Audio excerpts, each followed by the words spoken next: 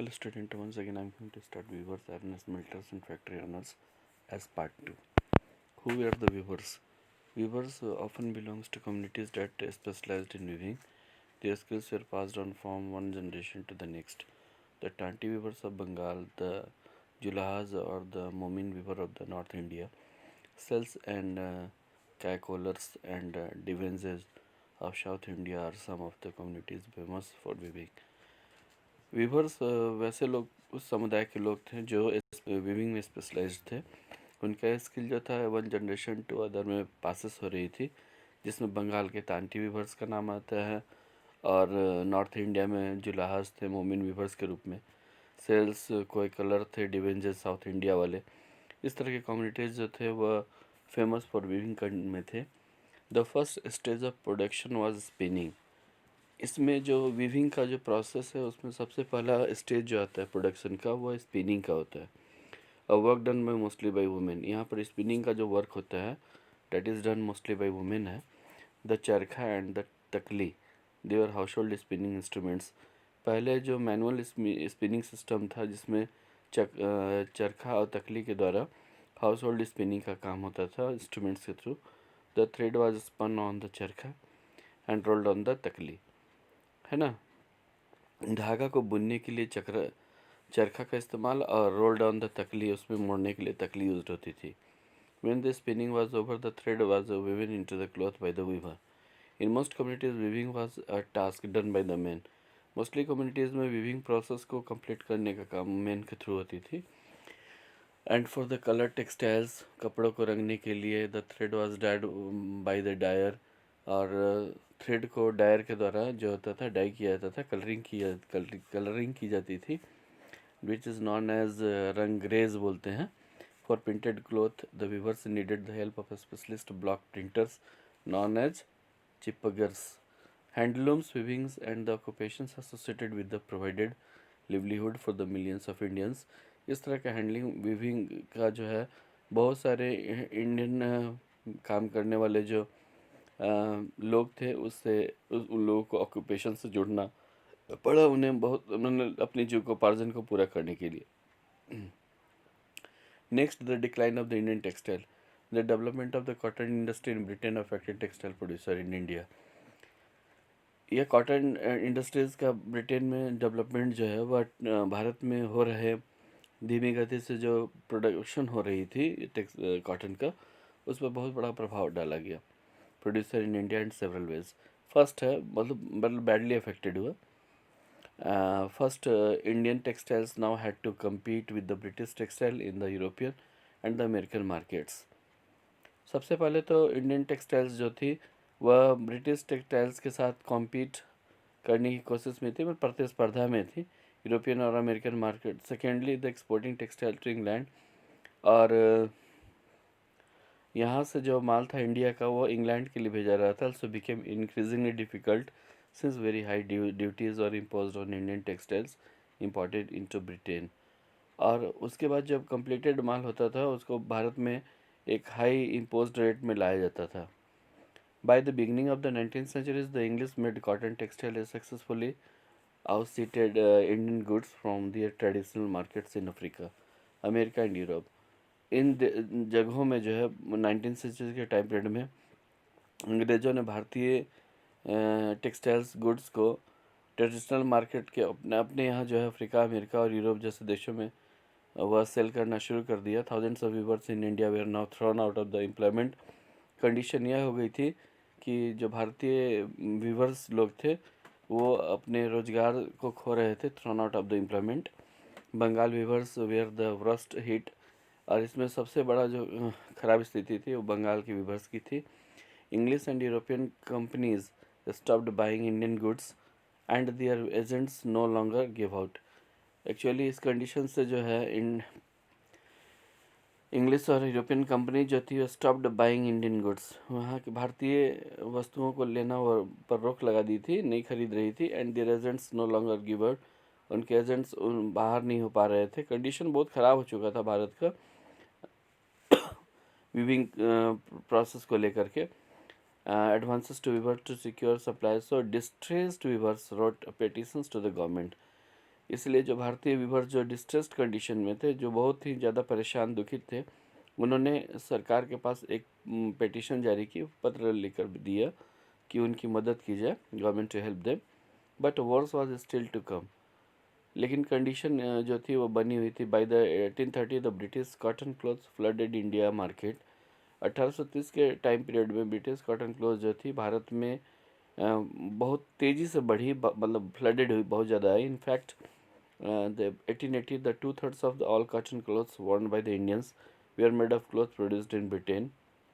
Britain में बने हुए कपड़े भारत के बाज़ारों में बहुत तेज़ी से बढ़ी। This affected not only specialist weavers but also spinners. यहाँ पर जो है, जो वीवर्स स्पेशलिस्ट थे, स्पिनर्स थे, बहुत ही प्रभावित हुए भारत में। Thousands of rural women who made a living by spinning cotton thread were rendered jobless. Condition बहुत ही डिटीरियोरेट कर गई थी, रेंडर जॉबलेस हो गए थे। जो लोग इस पर लिवलीहुड के लिए डिपेंड ऑन थे, रूरल वुमेन, मतलब सूत काट करके काम करते थे, वो भी जॉबलेस हो चुके थे। Handloom weaving did not completely die in India. और भारत में जो हैंडलिंग वीविंग कंडीशन थी वो पूरी तरह से समाप्त नहीं हुई थी। This was because some types of the clothes could not be supplied by the machines. इस तरह के कुछ कपड़े बनते थे जो मशीन से नहीं बनाए जाते। How could machines produce saris with the intricate border और the clothes with the traditional woven patterns? क्योंकि उसके द्वारा जो इंट्रिकेट बॉर्डर्स और ट्रेडिशनल वुवन पैटर्न्स तैयार की जाती थी। This had a wide demand not only amongst the rich but also amongst the middle classes. क्योंकि इस तरह के जो हैंडलूम्स से जो कपड़े इंट्रिकेट बॉर्डर्स और क्लोथ ट्रेडिशनल वुवन पैटर्न्स से यूज्ड होते थे, उसकी डिमांड जो थी वह केवल रिचेस्ट क्लास में नहीं थी, बल्कि मिडिल क्लास के लोग भी इस पर मतलब डिमांडेड कर रहे थे। Nor did the textile manufacturer in Britain produce, they also very coarse clothes used by the poor people in India। और केवल यही नहीं, टेक्सटाइल मैन्युफैक्चरिंग जो थी ब्रिटेन में, वेरी कोर्स क्लोथ्स, जो कोर्स टाइप से क्लोथ्स होते थे, that is used by the poor people in India. यानी जो कपड़े मतलब ग्रेड वाइज होते थे, जो अच्छे नहीं रहते थे, क्वालिटी अच्छी नहीं होती थी, वे पुअर सेक्शन ऑफ सोसाइटी को दिए जाते थे चीप रेट में। You must have heard of the Solapur in western India. आपने भारत के वेस्टर्न साइड में सोलापुर का नाम सुना होगा। And the Madura in South India. These towns emerged as important news centers of the weaving in the late 19th centuries. Later during the national movements, बाद में जब राष्ट्रीय आंदोलन की शुरुआत हुई तो Gandhi ji urged people to boycott the imported textiles. Gandhi ji ने इम्पोर्टेड टेक्सटाइल्स को, जो विदेशी कपड़े भारत में आ रहे थे, उसको बाइकॉट करने का उन्होंने लोगों से प्रार्थना की। And used hand spun. उन्होंने डिमांड किया कि लोग हाथ से बुने हुए कपड़े और hand woven clothes, khadi gradually became the symbol of nationalism. उस तरह के कपड़े इस्तेमाल करें जैसे गांधी जी खादी पर बहुत ज़्यादा प्रभाव डाले थे, और यह जो है नेशनलिज्म का एक सिंबल भी बना। द चरखा केम इन टू द रिप्रेजेंट इंडिया। जैसे कि आप देखेंगे कि चरखा जो है भारत को रिप्रेजेंट करता है। And it was put at the centre of the try colour flag of the Indian national Congress adopted in 1931। भारतीय राष्ट्रीय कांग्रेस ने 1931 में अपने तिरंगे झंडे में जो है वो उसके बीच में चरखा का यूटिलाइजेशन किया गया था। What happened to the weavers and spinners who lost their livelihood? अब देखेंगे कि जो वीवर्स थे, स्पिनर्स थे, जिन्होंने अपनी लिवलीहुड को लॉस्ट किया था, उनके कंडीशन क्या हुए, किस तरह से उनका जीवन बीता, क्या हुआ उनके साथ। Many weavers became agricultural labour. Actually बहुत सारे वीवर्स जो थे वो एग्रीकल्चरल लेबर बने। Some migrated to cities in search of work. बहुत कुछ लोग ऐसे थे जो शहर में जॉब की तलाश में मूव कर गए। Yet others went out of the country to work in the plantation in Africa and South America. कुछ लोग अफ्रीका और साउथ अमेरिका में प्लांटेशन वर्क में चले गए। Some of this handloom weavers also found work in the new cotton mills. और कुछ ऐसे थे जो हैंडलूम वीवर्स, उन लोगों ने न्यू कॉटन मिल्स में ज्वाइन किया, that were established in Bombay and Ahmedabad, Sholapur, Nagpur and Kanpur.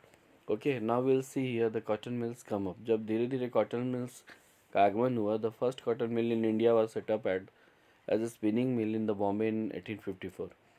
From the early 19th centuries, the Bombay had grown as the important port for the export of the raw cotton from India and England and China. It was close to the vast black soil tract of the western India where cotton was grown.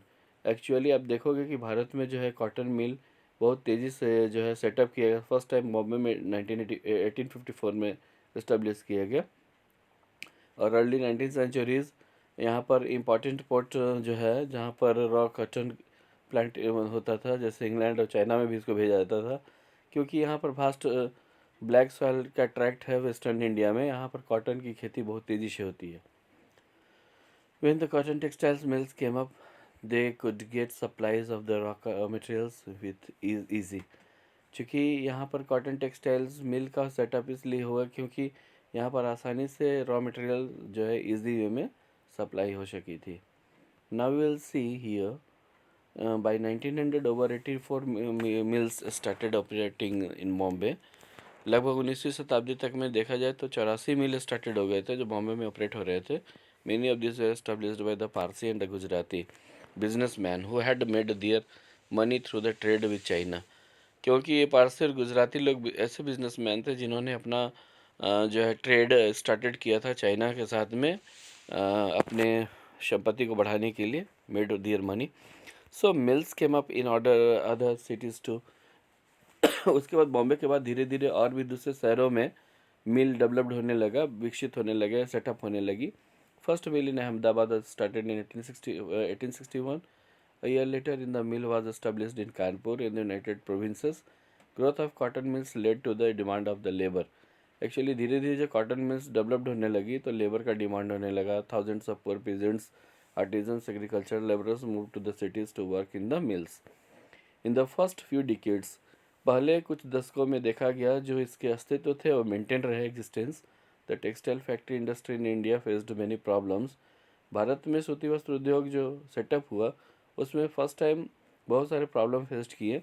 It found it difficult to compete with the cheap textile imported from Britain. Actually Britain के जो माल आते थे वो cheap textile मतलब सस्ते दर पे उन्हें उनके साथ प्रतिस्पर्धा करनी पड़ी। कॉम्पिटिशन्स रहा, compete with the cheap textiles imported from the Britain जो बाहर से आ रही थी। In most countries the government supported industrialization by imposing heavy duties on imports. Actually बहुत सारे देशों में सरकार के द्वारा जो है चूँकि कॉलोनियल पावर इंडिया को रन करा रही थी तो इंडस्ट्रियलाइजेशन को इम्पोज किया जा रहा था हैवी ड्यूटीज़ ऑन इम्पोर्ट्स के लिए। दिस एलिमिनेटेड कंपटीशन और प्रोटेक्टेड इन्फेंट इंडस्ट्री। इस तरह के कॉम्पिटिशन्स को एलिमिनेट किया गया एंड प्रोटेक्टेड इन्फेंट इंडस्ट्री। और जो शुरुआती दौर के जो इंडस्ट्री थे उसको प्रोटेक्शन दिया गया। The colonial government in India usually refused such protection to the local industry. लेकिन कंडीशन यह था कि कॉलोनियल गवर्नमेंट जो थी भारत में वह इस तरह के लोकल इंडस्ट्रीज़ को प्रोटेक्शन देने से मना कर रही थी। The first major support in the development of the cotton factory production in India. Therefore, was during the First World War, when textile imports from the Britain declined. Condition यह हुआ कि फर्स्ट वर्ल्ड वार के time period में जो textile import हो रही थी India में ब्रिटेन से वह डिक्लाइन कर गई, वह कम होने लगी। And Indian factories were called upon two produce clothes for the military supplies. और भारतीय फैक्ट्रीज को कॉल आउट किया गया कि वो ज़्यादा से ज़्यादा मात्रा में उस क्लोथ्स प्रोड्यूस करें मिलिट्री सप्लाईज के लिए। Next, we will discuss the start of the Tipu Sultan and the wars still. Okay, thank you.